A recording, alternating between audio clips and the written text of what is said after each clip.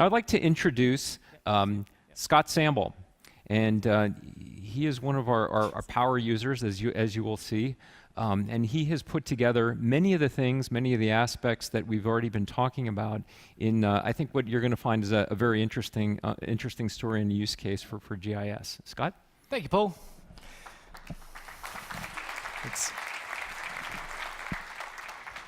I always feel quite intimidated when I talk in front of you guys, because those of you that know me know that I'm not actually a GIS professional. I actually catch rats for a living.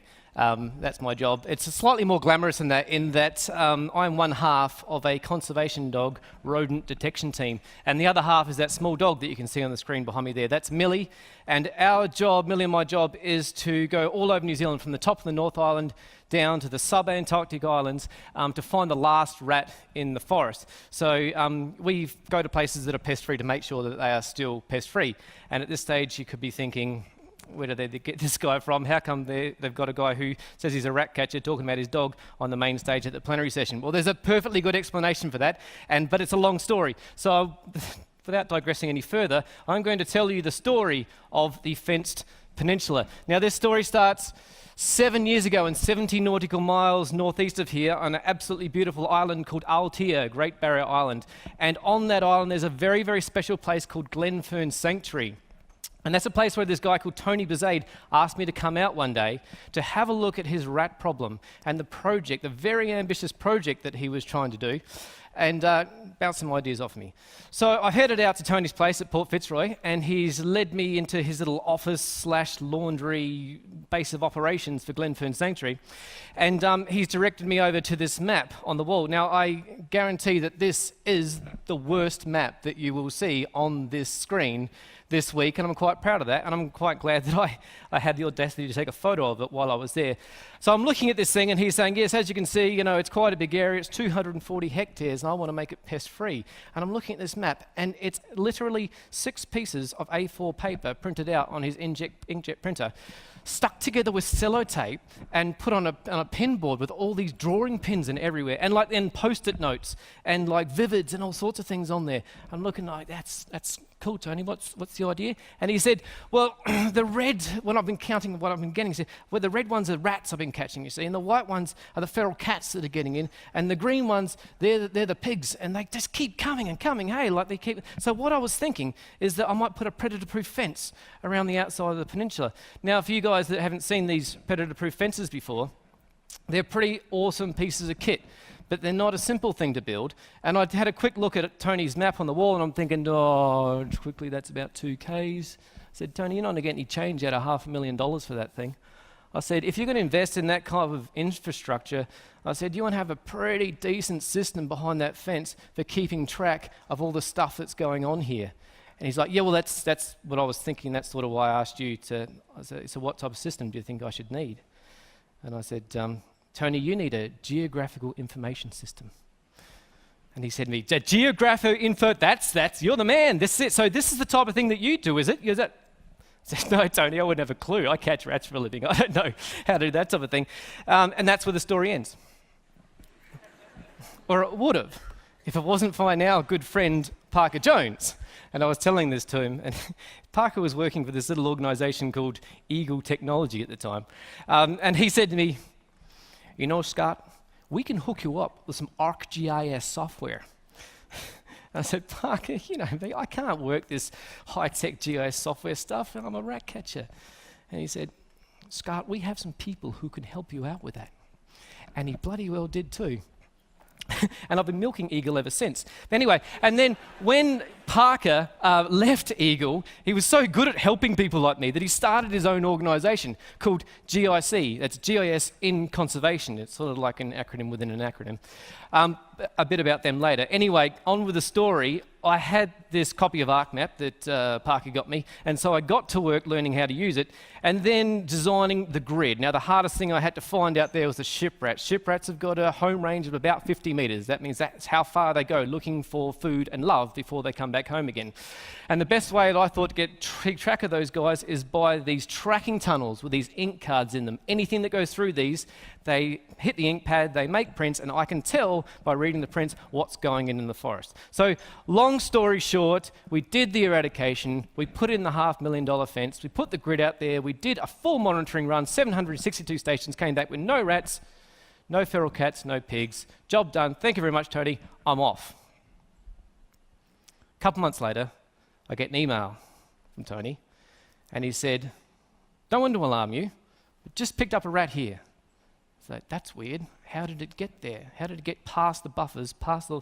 Just an outlier, Tony. Don't worry about that. Then another month later, "Oh, I just picked up one up here." And then one up here. And these emails kept coming till I got one a few months later that said, "I've picked up 5 here, here, here, here." And I'm like, "Oh, I think things have gone a bit wrong here." So I said, "Tony, I'll come back straight away and I'll have a look at that." And he said, "Right." Well, when I got there, he said, "Look, I'm just going to hand it over to you. The full operations of Glenfern Sanctuary. Just do what you have to do to make this place pest-free again." So my first order of call to his field staff was to just go out there and collect data, because I honestly don't know what's going on out there. And so we're putting out tracking cards, we're putting out chew tags, we're putting out chew cards, we're putting out traps and different baits and poisons and this type of stuff. And I said, everything that you find out there, I want this to come back into ArcMap and this new thing that Parker just gave me called Spatial Analyst. I have no idea what that is. And we're going to try and figure out what's going on the forest out there. Now, it didn't take long for me to figure out our sensors were actually pretty crap, so I got a dog bred. And that's Millie, that's when she came onto the scene. And so Millie, I trained her from 8 weeks old to follow the scent of the rats through the forest. And then she would tell me, and I'd be walking along behind her recording Millie's data, and now Millie would tell me things like, "Yes, I'm interested in this here." And, "Oh yeah," and I'd record that. And then Millie found this here, and she said she found a nest in the middle of the sanctuary. And that suddenly clicked something in my head and went, I know what's going on now. I had been looking for these guys on the left. Shiprat, Rattus rattus. These are the most common rats. These are the rats that you find in your compost bins and stuff. What I actually had was the rats on the right, a completely different species called Rattus exulans, the Pacific rat. And not much is known about Rattus exulans, but I learned a lot about them in those couple of years that I was doing this. And I found out that they have extremely small home ranges, nothing like the shiprats. So what Millie was telling me, and what I was putting on this map, was that she was finding 1, 2, 3, 4, 5 nests in an area like this. And each nest, when we were digging them up, had like 7 individuals. So I had like 35 rats in an area the size of this stage. But my nearest monitoring station was 20 metres that way and 20 metres that way. And so I just wasn't picking these guys up until one brave rat decided, I'm going to go for a wander. And he went into one of my monitoring stations like, damn, gotcha. All right, 2 ways to deal with this. Either, because the dog was working out quite well, I'm going to either breed up 100 Jack Russells and just let them swarm across the peninsula, or I need to invent a trap that when it shuts, I can get some kind of notification to know that it's happened, so I know that there's rats in that area, because if there's one, there's probably more, and I can get out there with more traps. I can reset that trap, get more traps out, bait, dogs, whatever it is, and I can get into that area like this, and I can hit it before these guys breed out and start taking over the whole sanctuary. So, my mate Jan and I went into my shed. We ordered these Arduino kits, you get from JCar, and we thought we'd invent this ourselves. And these things are absolutely awesome. This is one of the early prototypes. And this thing had a range of up to 10 meters, a battery life of 4 hours. And we were killing it. Until my mate Matt came along, and he's like, oh, guys, what are you doing? This is so awesome. Have you heard of this thing called LoRaWAN? I'm like, what? No. And he's like, long range wide area network. Someone's going to correct me on that. I still don't know what the bloody thing is. Anyway, so Nat said, I could probably make some up for you if you want. It's part of this new thing called IoT. What's that? He said, the Internet of Things. So this is a few years ago now. I had no idea what we were doing. Anyway, so Matt fortunately does know what he's doing, and he made these things, and he calls them eco nodes now, and he's gotten right into it. And now these things are monitoring our cat traps and our rat traps from like 30 k's away, and they last for years and years and years, and even monitoring things that I didn't realize I had to monitor, like the day that the tree fell through the fence and all the rats came back in, so now I monitor the fence and the front gate and a whole heap of other things. And then, I was talking to Parker about it as well, going, yeah, it worked out really well, thanks very much for that.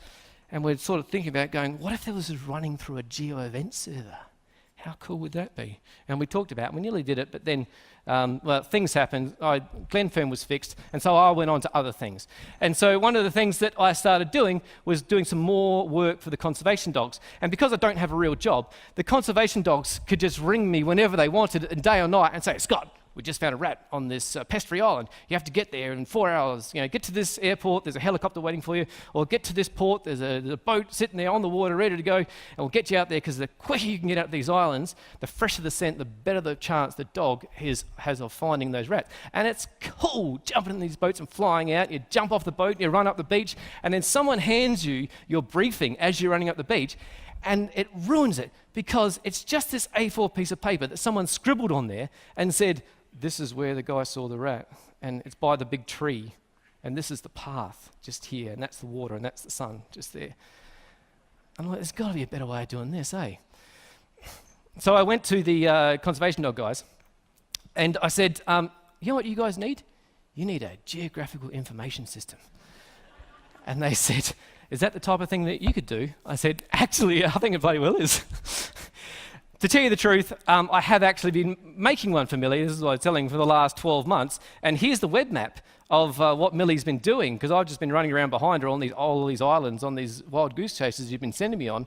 And I've been running behind her with this thing that I found called Collector. And it's pretty cool, because every time she sniffs something, I go, oh, yes, you saw that? Oh, yes, you saw that. And if you cared, it's been popping up live on my web map whenever I sync. And then I've been uploading her track logs and all sorts of stuff, and it's all there. But what I reckon you guys should use is this new thing that I found. And I know they're not new things, but they're new things to me, so bear with me. So this is Millie's operations dashboard. This is actually her real data just here. And so I got everything that I've been collecting from Millie and put it into here. And I said, look, you conservation dogs, we've got how many of us out there now? There's like 70 of us. I have no idea how you keep track of us all. But this is a cool way of doing it.